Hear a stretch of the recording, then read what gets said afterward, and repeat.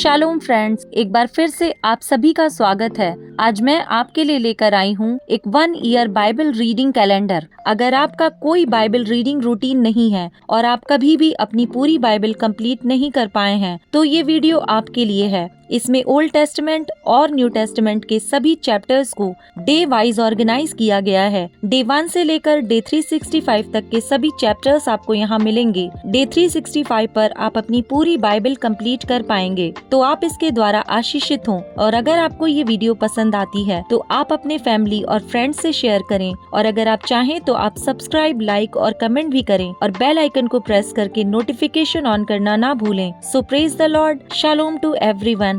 Let's get started. Day 224, Psalm chapter number 93। परमेश्वर यहोवा का प्रताप। यहोवा राजा है, उसने महात्म्य का पहरावा पहना है। यहोवा पहरावा पहने हुए और सामर्थ्य का फेटा बांधे है। इस कारण जगत स्थिर है, वह नहीं टलने का। हे यहोवा, तेरी राजगद्दी अनादिकाल से स्थिर है, तू सर्वदा से है। हे यहोवा, महानदों का कोलाहल हो रहा है, महानदों का बड़ा शब्द हो रहा है। महानद गरजते हैं महासागर के शब्द से और समुद्र की महातरंगों से। विराजमान यहोवा अधिक महान है, तेरी चितौनियां अति विश्वास योग्य हैं। हे यहोवा, तेरे भवन को युग युग पवित्रता ही शोभा देती है। साम चैप्टर नंबर 94। परमेश्वर सबका न्यायी। हे यहोवा, हे बदला लेने वाले परमेश्वर, हे बदला लेने वाले परमेश्वर, अपना तेज दिखा। हे पृथ्वी के न्यायी, उठ और घमंडियों को बदला दे। हे यहोवा, दुष्ट लोग कब तक डींग मारते रहेंगे? वे बकते और ढिठाई की बातें बोलते रहेंगे। सब अनर्थकारी बड़ाई मारते हैं। हे यहोवा, वे तेरी प्रजा को पीस डालते हैं। वे तेरे निज भाग को दुख देते हैं। वे विधवा और परदेशी का घात करते और अनाथों को मार डालते हैं और कहते हैं, याह ना देखेगा, याकूब का परमेश्वर विचार ना करेगा।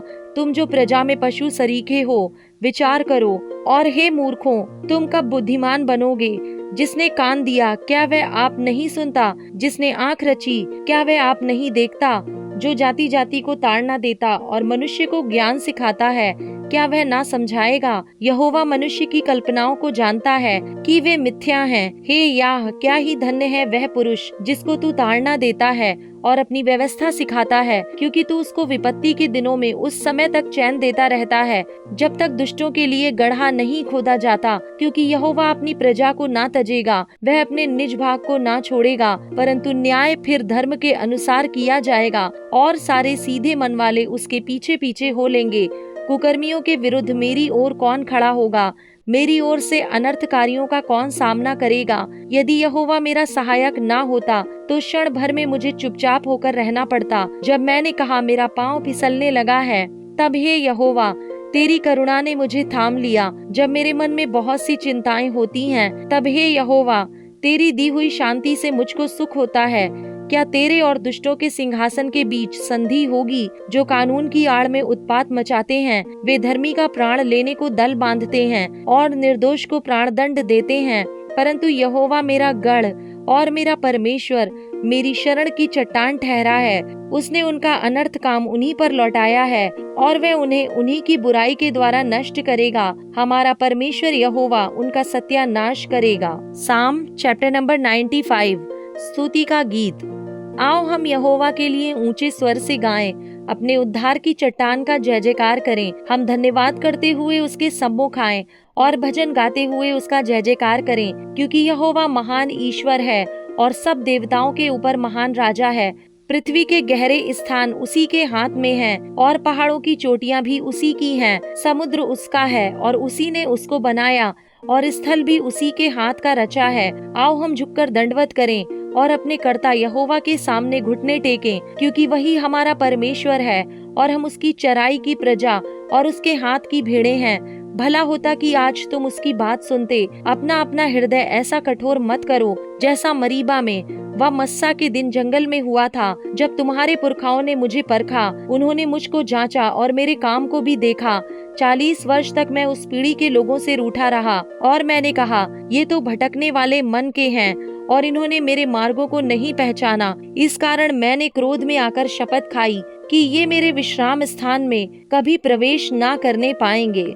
Romans chapter number 11 verse number 22 to 36। इसलिए परमेश्वर की कृपा और कड़ाई को देख, जो गिर गए उन पर कड़ाई, परंतु तुझ पर कृपा, यदि तू उसमें बना रहे, नहीं तो तू भी काट डाला जाएगा। वे भी यदि अविश्वास में ना रहें तो साटे जाएंगे, क्योंकि परमेश्वर उन्हें फिर साट सकता है। क्योंकि यदि तू उस जैतून से जो स्वभाव से जंगली है काटा गया और स्वभाव के विरुद्ध अच्छे जैतून में साटा गया, तो ये जो स्वाभाविक डालियां हैं अपने ही जैतून में क्यों ना साटे जाएंगे। सारे इज़राइल का उद्धार। हे भाइयों, कहीं ऐसा ना हो कि तुम अपने आप को बुद्धिमान समझ लो। इसलिए मैं नहीं चाहता कि तुम इस भेद से अनजान रहो कि जब तक अन्य जातियां पूरी रीति से प्रवेश ना कर लें, तब तक इज़राइल का एक भाग ऐसा ही कठोर रहेगा और इस रीति से सारा इज़राइल उद्धार पाएगा। जैसा लिखा है, छुड़ाने वाला सियोन से आएगा और अभक्ति को याकूब से दूर करेगा, और उनके साथ मेरी यही वाचा होगी, जबकि मैं उनके पापों को दूर कर दूंगा। सुसमाचार के भाव से तो तुम्हारे लिए वे परमेश्वर के बैरी हैं, परंतु चुन लिए जाने के भाव से वे बाप दादों के कारण प्यारे हैं, क्योंकि परमेश्वर के वरदान और बुलाहट अटल हैं। क्योंकि जैसे तुमने पहले परमेश्वर की आज्ञा ना मानी, परंतु अभी उनके आज्ञा ना मानने से तुम पर दया हुई, वैसे ही उन्होंने भी अब आज्ञा ना मानी कि तुम पर जो दया होती है, इससे उन पर भी दया हो। क्योंकि परमेश्वर ने सबको आज्ञा उल्लंघन का बंदी बनाकर रखा, ताकि वह सब पर दया करे। परमेश्वर की स्तुति। आहा, परमेश्वर का धन और बुद्धि और ज्ञान क्या ही गंभीर हैं, उसके विचार कैसे अथाह और उसके मार्ग कैसे अगम हैं। प्रभु की बुद्धि को किसने जाना, या उसका मंत्री कौन हुआ, या किसने पहले उसे कुछ दिया है जिसका बदला उसे दिया जाए। क्योंकि उसी की ओर से और उसी के द्वारा और उसी के लिए सब कुछ है। उसकी महिमा युगान युग होती रहे। आमीन।